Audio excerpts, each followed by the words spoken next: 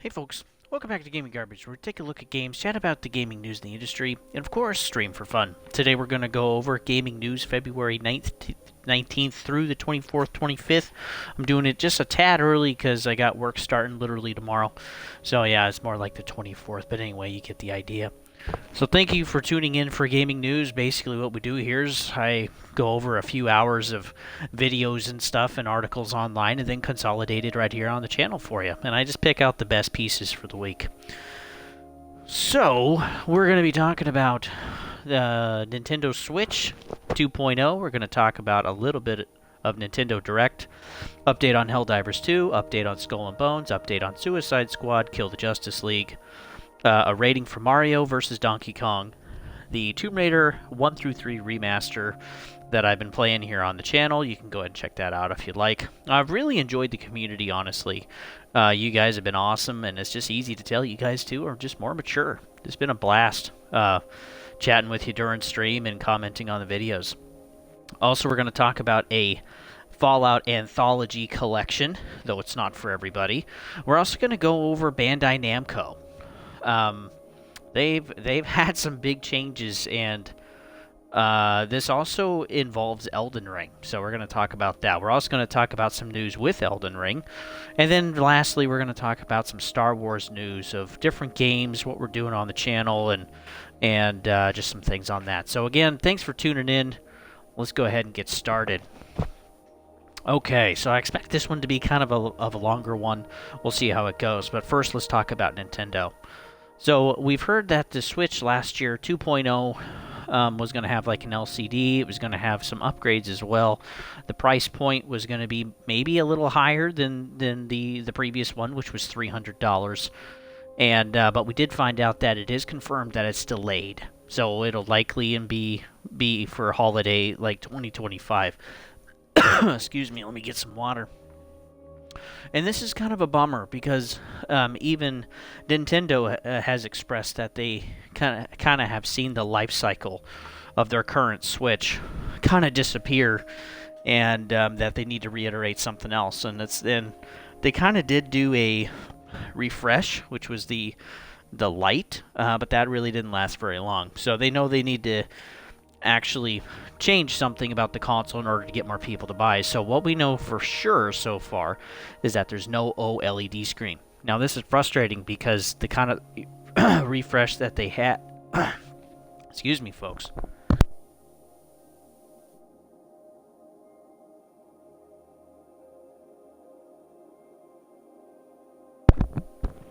Alrighty, excuse me about that. So the refresh that they had was they did have the OLED, which was of course a little more money, $350 if memory serves me right, and then they also had the Lite, which was more of kind of like the handheld version of the Switch.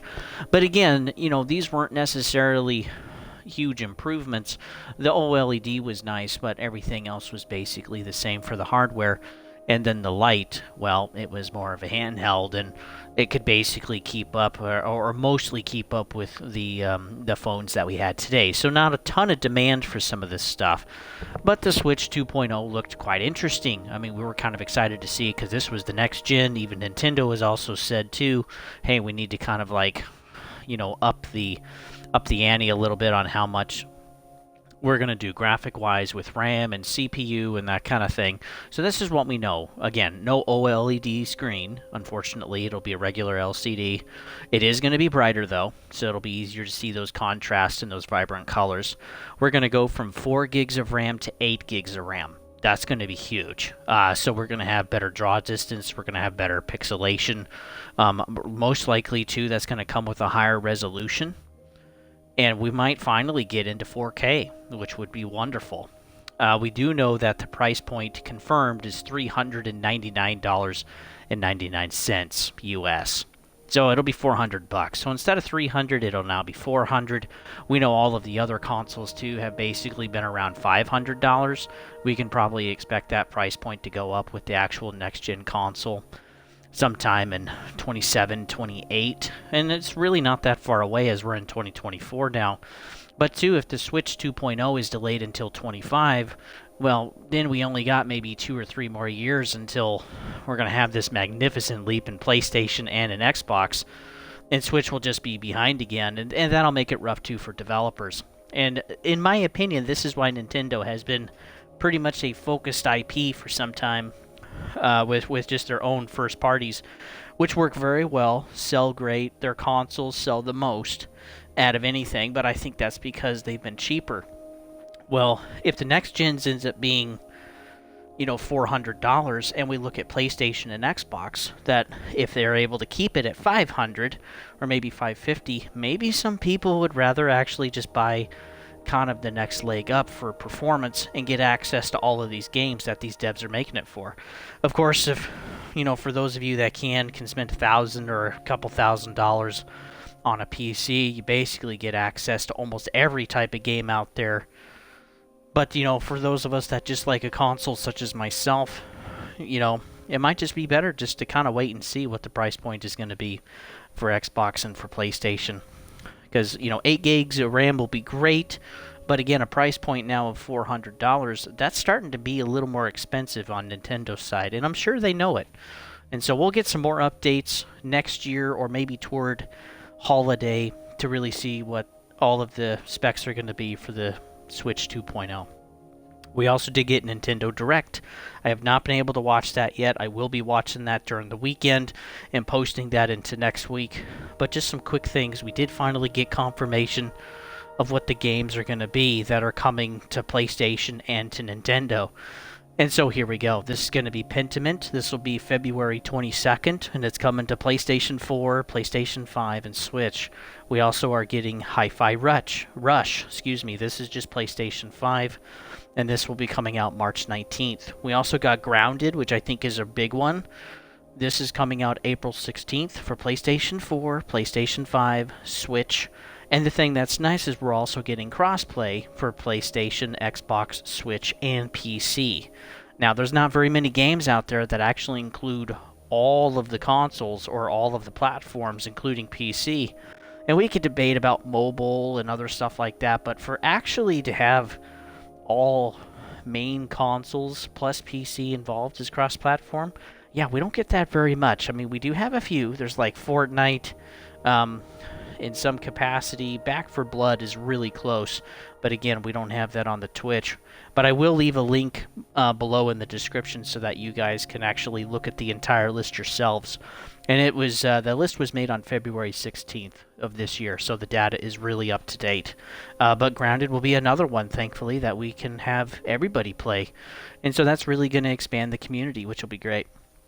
We're also going to be getting Sea of Thieves. This will be April 30th for PlayStation 5. And then we're also going to have crossplay on PlayStation, Xbox, and PC. So we're just grafting in the PlayStation folks, which is wonderful. I think it's great. We're finally getting some games that are going to be expanding and coming to other platforms. Because I've really gotten tired with these exclusives. I mean, even back in college or after college, about 7 years ago, it's just like, come on, man. We are all gamers here, right? We should all appreciate that. And if you're a brand boy, hey, that's okay. I think eventually Sony is going to have a better job at PlayStation, and PlayStation did just get a new CEO basically. Ryan has retired, and so we got a new person in there now, and they're already talking about wanting to expand kind of their player base into PC more, which is what Helldivers 2 is. And Helldivers has been extremely successful. So let's go ahead and get into that. So Helldivers 2 is capping their servers at 450,000. Now, I did see a player peak of 457,000. So this, of course, hasn't been perfect. Some people are still actually able to get into the servers, but they did have to cap to 450K to be able to maintain stability on the servers. They were just crashing them. There were huge server issues. With all of the issues that they had, people are getting some free XP and stuff like that, which is nice, added to their profiles. But servers continue to be an issue, and this game is way bigger than they thought it would be. But I mean, you look at the game design and you look at the gameplay. Okay, it's going to grab in all of the co-op folks. All right, the fact too that it's also cross-gen for PC and PlayStation is great. So you got a bigger community there. And again, folks, there's a billion people on PC, so that's a lot of players. When you're gonna add PC, that's a huge amount that could possibly enjoy your game. But yeah, this is just way bigger than they thought. And two, the fact that we've never really had a game before where the community is kind of working together to take back planets and moons. Man, that is freaking cool. Like, I really wish I could play this game. Hopefully it comes to Xbox at some point, or I can actually buy it on PC and stream it for you folks through Steam. But we'll see about that. It does cost some money, and I don't have a capture card and all that other stuff, so I got to figure all that out. But yeah, the game has been very, very big. And two, Helldivers 2, the developers, they don't have really any outside help like Palworld does. Palworld was like, hey, we're spending, $500,000 a month on just running servers, and we're letting it get as big as they want it to be. And I really think Helldivers 2 probably would have gotten to around 1 million concurrent players.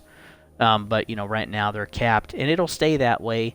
They do plan to expand and grow the servers, but they want to maintain that stability. So if it's frustrating getting in, some people did have that issue of trying to get into the servers and actually play their game, even just during the weekend when they started capping. And so that's frustrated folks. And hopefully this doesn't go on too long, because there is major demand. But if people think that they're not going to be able to play, or they're going to be spending a lot of time in queue, or they have some of those bad experiences, maybe they're just going to go play somewhere else for a while and come back at a later date when things are kind of cooled down, and you're kind of really sucking out some of the woohoo out of the fact that Helldivers 2 is an amazing game. So it is also a live service game. But again, the main focus is the gameplay and the experience and the interaction with other players and the events that take place on those planets and moons. And that's what makes it so fun. That's what makes it so fun. And that is the type of live service that is done well and that we want to see repeated. Because, yeah, people that are willing to pay for a little bit of armor sets or whatever, that's great. But I mean, having to constantly have stuff behind a paywall all the time, like live service normally is just incredibly frustrating. Right now on Metacritic, Helldivers 2 is an 83 for the professional critics and an 8.4 out of 10 from the users. So they're both very highly correlated, which is great. That's a really good sign. CEO has also confirmed that there will be no PvP mode ever for Helldivers 2. They've designed this as a co-op game. They want this to be a fun experience for people, and that's how it's going to stay. The CEO said that if people want a competitive mode, they can basically go to Tarkov, Escape from Tarkov, or they can go play Fortnite or Call of Duty, okay? This is not going to be a PvP game, and I'm very glad to hear that, because we have a ton of PvP, and ultimately what happens with those type of games is just the people that are the sweatiest basically push out the casual players because it's not fun anymore, and then you just have the sweaties left. And that happens with every single flippin' game, and until it just dies out. So next we're going to talk about Skull and Bones. It is bombing, folks. It is absolutely bombing. So Metacritic has it as 64 from the professional critics, but a 3.1 for the users. This is not what people wanted. Now, I still have a few people on my friends list that are enjoying Skull and Bones. It's just a couple of them. But basically everyone else, and you're reading the reviews, and you're looking at the reviews like through your console store and stuff, or you're reading them on Steam or Metacritic, wherever. And it's just the same stuff over and over of just, you can't do anything outside of your ship. Things are very limited. There's mini games for harvesting and for looting stuff. Again, aspects of the game are fun, but it is just not exactly what we wanted. And even playing the open beta, I really think the open beta kind of killed the game. And that was going to be a make or break. I tried to stream it here on the channel. Unfortunately, it wouldn't let me through Twitch, you mother truckers. But, oh well. I can say it really wasn't that much different from the closed beta. There were some benefits, but I will try to remember to link the video to the Skull and Bones down below for the channel, so that you guys can watch, just listen to my thoughts on the open beta and how I thought about it. But yeah, not much changed. I can't even find it on Steam charts. Honestly, I can't even find it on Steam charts, so I don't think really anybody's playing it on Steam much. I can't even find it in the list in the search. But yeah, the official release date was February 16th, and like it's already kind of a dead game. People are moving on. And Helldivers 2 is taking the limelight, and Pal Worlds is still hanging on, and a bunch of Steam folks still play Counter-Strike Go. That is back at #1 at the top. And yeah, there's just other games to play, which is unfortunate because these AAA studios, they're not making AAA games. And again, this is a horrible live service. Skull and Bones is, and you can just tell it's designed for that. Helldivers 2, it's designed for the experience, and that's the difference. Another horrible live service is Suicide Squad Kill the Justice League. This game is already dead, in my opinion. Metacritic has it a 60 from the professionals and a 3.7 out of the users out of 10. And it is just, again, it's just absolutely bombing. Now, there seem to be some aspects of the game that are fun, or that seem to actually work pretty well. But again, it's all built around live service. You know, the idea of just forever play, constantly grinding, you know, once you get to the end of the game. And most people aren't incentivized to keep playing, and so they've played how much they've wanted. And I even got friends that don't even want to play the game at all, myself included. There's just a better use of my time somewhere, or some other game I'd rather play, like the Tomb Raider collection. I'm really enjoying that one. But right now, Steam Charts has it a 1,500 players on Steam Charts for a 24-hour peak. I mean, it's a done game. And again, this is another live service that's just drastically failing. It's horrible. Another game that kind of slipped under the weather that's on Twitch is Mario vs. Donkey Kong. Metacritic, this also got pretty good. 77 for the professional critics and a 7.3 for the users. So again, that's a pretty tight niche right there, which is great. And that one's actually been doing pretty good. That's probably the most successful one right now on the Switch. Next is Tomb Raider 1 through 3 Remaster Collection. On Metacritic, they have it as a 78 from the professionals and an 8.2 from the users. And I'd probably give it a high 70s out of 100, or a 7.6 or 7.7 or 8 out of 10. And I wouldn't quite give it an 8 out of 10, and it's because, even though I really enjoy it, it's because some of the things they could have done, they probably should have done as a remaster. So the graphics are redone, which is great, but like a lot of the models in the game aren't redone. They're just retextured, okay? And in my opinion, that's not a remaster. That is just a retexture of a game. Again, it's very fun. I'm enjoying it very much. It's so fun to go through the nostalgia and play these games again. And even some of the changes with the level design, which there aren't very many, they're more aesthetic than anything else. But like the lighting totally changes that game in some aspects, that in some of the levels. And I really enjoy that. You can also make it more dangerous. If you ever want to watch, you can follow me over at Twitch and watch me stream. Or again, you can poke around on this channel, and I have a playlist just for Tomb Raider 1 right now, and I'm going to continue Tomb Raider 2 and 3 throughout the year as I play these games. Also, too, the cutscenes need to be remade. So again, the cutscenes kind of have like a 1080p or 4K overlay, and the cutscenes are just brutal. Again, the models are not redone, nothing is changed really, and it still doesn't look good.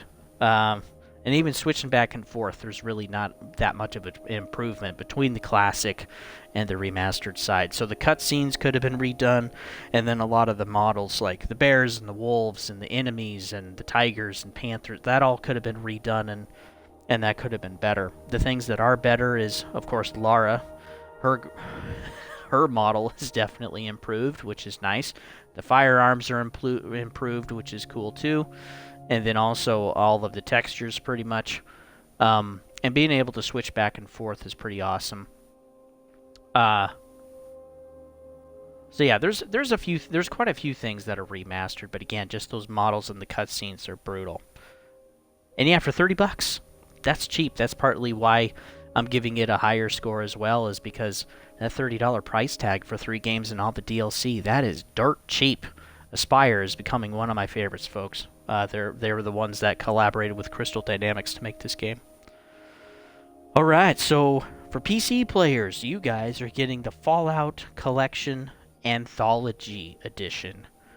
So this has all of the Fallout games from the very beginning, even those that were just on PC.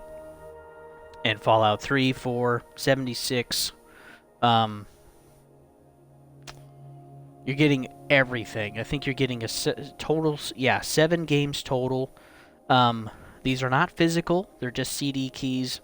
But if you buy it, you do get a mini nuke prop that has 7 redone special cards.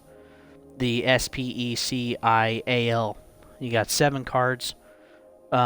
For like strength and perception and endurance and all that kind of stuff. You get those. Those are physical. So again, the mini nuke and the special cards. And this is coming out on April 11th, right around my birthday, for $60. But this is just for PC, and I think that's a miss, which is a bummer. It would be great to actually see that as for consoles as well, like for Xbox and PlayStation, or even the Switch. Some of those games would play on the Switch. But again, not all of them, so maybe not the Switch yet, but maybe for like the Switch 2 or something. But yeah, this honestly is a really good deal. So most people have probably paid these by now, or played these by now. You also get some of these with Game Pass. If you just have Game Pass Core and on up, you actually get some of these games, which is nice. I think you get Fallout 76, Fallout 3, and 4. And you get New Vegas. So you actually get those 4 right there if you're paying for Game Pass on Xbox. And I think they're on PC as well. So I think that's why the price point is lower for all 7 of these games. And the things that you're really paying for is the mini nuke and those cards. But again, if you're interested, you can work on pre-ordering those. And then they will ship you what's yours and also email you those CD keys. Let's see, next is Bandai Namco. So they had a massive drop in game sales. Now, I was seeing that it's like, oh my word, they've lost like 95% of their digital entertainment sector. Just, 95, 96% drop in revenue. And I thought that was insane because that really didn't look right. So I took time to actually look up the PDF files from Bandai Namco of their financial statements and dig into those some. And we found some pretty interesting data. And so they were right. They definitely lost a lot in their digital entertainment space. The operating profit, not just the total revenue, sales dropped 9% year over year, but the operating profit of entertainment digital was down 96.5%. That is brutal. So that means, let's say they put $100 to create all of their digital entertainment that they made last year. Well, they only got 103 back. So that's really not a very big profit margin, and that's also unsustainable. So yeah, that's got to go up a little bit, at least in the gaming industry. What's healthy is like 4, 5, 6%. But when you're at 3.5 for your entertainment sales digitally, that's really, really bad. Now, there are other sectors that they're in. They did fine. There was some good profit growth there, some good margins. But some things that I thought was interesting looking at these financial statements was that the entertainment digital side, the biggest sales that happened were in Japan, of course, because they're headquartered in Japan. But the worst region was the Americas. Now, this includes North and South, but the biggest buyer of North and South is, of course, the United States. So we consume digital media way more than basically any other country by far. We're also one of the biggest countries in the world. I think we're number 3 or 4. We're with 330 plus million, plus all of the illegals that we have. So there's tens of millions of them too. So we have a very, very big country, and there's a lot of consumption there of digital media. But I thought it was interesting that the net sales in the Americas was down 20%, and the operating profit was down 71% just in the Americas, which was crazy. So again, the United States was not buying. The United States was not profitable for Bandai Namco. Of course, there were some factors of like Canada and Mexico and Argentina. Well, Argentina's having an insane food inflation right now. of like 200+%. I couldn't even imagine. But yeah, the biggest proponent of all that is the United States. I know there's other countries included in that. But yeah, that was just kind of shocking. So even though we technically don't have a recession here in the United States, last year people definitely pulled back, and the cost of generating and creating media and entertainment definitely went up. And so we had lower revenues and higher costs, and that's why the digital entertainment side only was up 3.5%, which was 96.5% down from the previous year. So it almost didn't make any money at all. That was nuts. Some games that have done well is Tekken 8, sold 2 million so far, but that was in January. And so that's not included in their financial report, but Tekken 8 did sell very well. That's going to help them for this year. Armored Core 6 was their biggest game that they sold last year at 2.8 million copies, and that one was in August. And so probably through August and through the holidays, they made some money on that, again, which is great. Congratulations. But nothing else really sold that well. And so Bandai Namco is now canceling 5 games. They've been in development, but they want to focus on quality. And they're probably also going to have some layoffs. We're probably going to hear that down the road. A lot of other companies have already laid off, a lot of publishers, a lot of devs, huge masses of, quality assurance teams, and yeah, I think Bandai Namco is on the list. So if you actually work there and you happen to be listening to this, I would be careful and possibly just gustying up your resume to make sure that if you have to, you have it available. But yeah, I thought that was crazy. Something else we got to hear was that Bandai Namco has sold its part to Elden Ring. Sold its part of Elden Ring to From Software. So this was in April of last year. There was some documentation from the U.S. Patent and Trademarks Bureau or Office that actually has this on file. And so yeah, From Software actually owns all of Elden Ring now, which is great. It means they have more control over it, more influence, and also Elden Ring was extremely successful.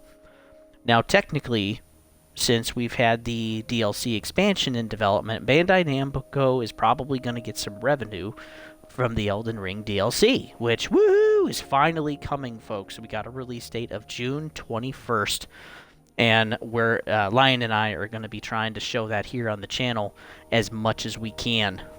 And yeah, I can't wait. I've been waiting for this for a while. I was thinking it was going to be, their 2-year anniversary this month, actually, but nope. They've had some delays, and honestly, Bandai Namco giving up their kind of partnership or their part of Elden Ring probably held them back a little bit because there's some resources there and some money that had to be used probably to go through that process. But with the expansion, we're going to have a new land to explore. There's going to be new enemies, new bosses, new mini-bosses, new weapons, new armor. And it sounds like we're also going to expand the lore on the Erd Tree and the Golden Order. And so if you haven't watched a trailer yet, I suggest going on Bandai Namco's website or From Software or IGN, wherever, and actually take a look at the trailer. Because it is kind of cryptic, kind of coded, but there is actually a lot there. It's about 3 minutes. And if you have the money, the expansion is getting a collector's edition, which is $250.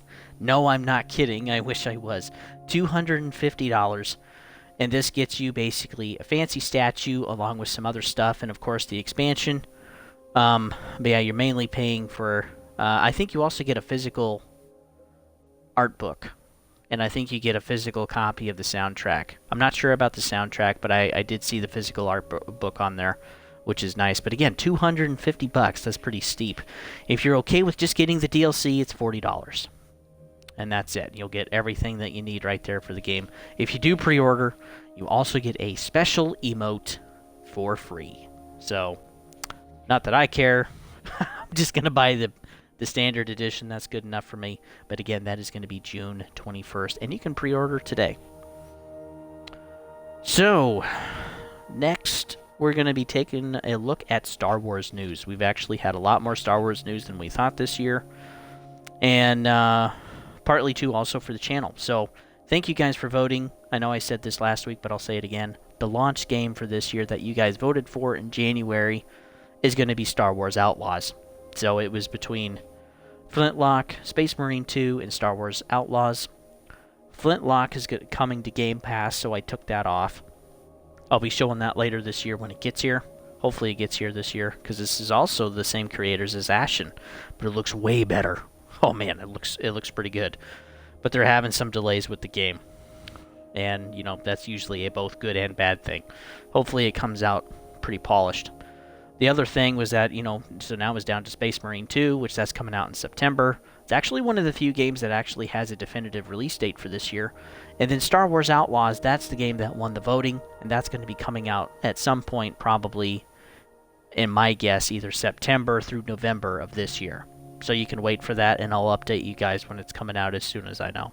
Again, thank you guys for voting. If you missed the voting, go ahead and, you know, be watchful in January. I always throw up something every year in January to say, hey, these are the games that I'm interested in. Which one would you guys like to see? And you guys vote through several polls. And I basically add up all of the polls, and that's the game that I play. And honestly, Star Wars Outlaws won by 1 vote. That's impressive, folks. You guys barely pulled it out of your ass. Congratulations.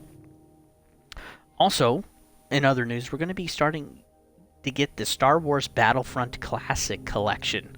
This is going to be March 13th. You can actually pre-order this now on your store. And this is the old classic Battlefronts. And so these are the ones that a lot of us grew up with, that we loved. And when we got Star Wars Battlefront Remade 1 and 2, which I actually started this channel with those, you know, they were still good, but they weren't exactly what we were looking for. So we're still going to have split screen, which is going to be great. We're going to be getting Battlefront 1 with the DLC Jabba the Hutt map, which is nice. And then Battlefront 2, we're getting the DLC maps of the 2 Bespin maps, the 2 Renvar maps, and the Yavin 4 Arena map, which that map is flipping insane, if you guys remember. But there's going to be a bit of a twist this time. We're also going to be getting servers. And so you can actually play up to 64 people on a map. Now, when we played these games, there was a max of basically 16 per team, and it was you and or a buddy and all of the other NPCs. Well, it's going to be all players this time, except it'll be 32 versus 32, and that is going to make the maps a lot more busy, and that is going to change the dynamic of the game for sure. So I'm excited for that. It does sound like, though this is not confirmed, that co-op split screen is again going to be you and a buddy against NPCs. So it sounds like we're going to get the remakes, which was all players on the field, which some of us liked that, some of us didn't, but we're also going to be getting the co-op, and that sounds like that's just going to be NPCs only. Or maybe we'll get, with co-op, we'll actually get both NPCs and or actual players. So we'll see how that goes. We're going to have that here on the channel because the whole game, the whole collection is only $35. And this is also made by Aspire, the same ones that did Tomb Raider Collection. So guess what I'm buying? I'll be right there with you. If you guys are interested, I would love any of you guys on the channel that are going to buy the Star Wars Battlefront Classic Collection. Let's actually get all together and play on the server. I think that would be so fun to be able to play with some of you in the community, to actually just hang out and just relive some of the nostalgia and have a good time. So if you're interested in that, go ahead and let me know. I'll start adding a roster of people to reach out to, and you can leave your name in the comments below, or you can leave me a whisper on Twitch at Don't Tread on Thee. Other Star Wars news, Dark Forces. So this is a game that came out in '95. This was basically a launch title for the PlayStation 1 when it first came out. But what's weird is this wasn't going to be a remaster, which is great. But we don't have a release date anymore. It was supposed to launch at the end of this month, and now you take a look at the release date and it's just blank. There's nothing. So something's going on. Again, we were supposed to get it at the end of this month, February, and currently there's been no news on it. So there's definitely something going on. We have a trailer. We also have some photographs, or some pictures or screenshots. So there definitely has been good development for the game, and it's not like it's going to be a huge one. But yeah, something is going on to delay this, and currently there just hasn't been any information on it. This is going to be another one that I want to play and I want to get. This also is not going to cost very much. And if you kind of want to think of the gameplay, think of the old Doom, or think of the old Quake games. It'll play just like that, right? Your gun is in the middle of the screen like a stick, and you just kind of like move around the screen and have to shift and shimmy to kind of shoot and get your hits and stuff. And yeah, it's not going to be anything special or fancy. Or you could think of 40k Warhammer bolt gun. It'll be the same thing. So yeah, if you're interested in that, I will also keep you guys updated as best as I can on when Dark Forces is coming out. I will say though that, good grief, we really hit the nail on the head this year, I think, because we're getting so many remasters already, and so many classic games are becoming remastered and coming back to the current gen consoles. And I think that's great. I think a lot of these should be. Just like Dark Forces, just like the old Battlefronts, just like the Tomb Raider games. But it makes me think too, it's like, is this going to be kind of the new trend for a while until these companies can kind of ride through this recession that we're all experiencing?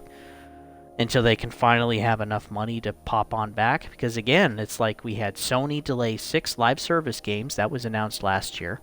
They've also delayed The Final Shape twice for the end of Destiny 2, basically. They've also delayed Marathon. We've also had Ubisoft cut a lot of new IPs that they were working on and or started. Just like Immortals, Phoenix Rising. I still haven't played that game yet, but I've heard it's great. But like now Ubisoft is like, look, we're just going to basically focus on Assassin's Creed. Great. Just more of the same. Hopefully they do some good ones. We'll have to see. But then too, we also have ones like Bandai Namco that are like, look, we're just canceling 5 games. So whether we like it or not, folks, remasters I think are going to stay for a while. And we even just got The Last of Us Part 2 remaster. That was, I think, either beginning of this month or the end of January. And that game's only been out for 3.5 years, and we get a remaster already? This is kind of weird. So I think the companies are hurting. Certainly the layoffs show that. And also, I think, too, the delays. And then we have some games bombing, like Suicide Squad and Skull and Bones, and even Modern Warfare 3. Modern Warfare 3 only had 37% less of its previous sales of Modern Warfare 2, which is not good. They can't take that type of a hit, I don't think. Not that big a one. And then, too, we also have stuff coming out for PC players, like the Fallout Anthology Collection. It's all 7 games. You get a mini nuke, and then you also get all of your special cards. So again, all of these things are kind of showing and indicating, hey, there's something going on. These companies are having trouble, and they're trying to find more ways to get more money, or just to cut expenses, or both. Even too with Xbox being like, hey, we're going to bring more games to more consoles and more players. Well, that's increasing the possible cash flow of your particular game. We're seeing that too with Helldivers 2. PlayStation is like, look, this isn't just going to be on PlayStation. This is also going to be on PC. Look how successful it was. Look how much money we made on this. And so I think that is going to be the growing trend for the rest of this year. We got to see some of that last year, maybe a little teeny bit in 2022. But whether we like to think about it or not, the recession is here. Because we're not just seeing this in gaming, we're also seeing this in housing, in rents in some parts of the country, auto sales, the cost of food and insurance. Life's tough, folks. It truly is. So yeah, folks, with that, hang in there, and I'll see you guys on the next one.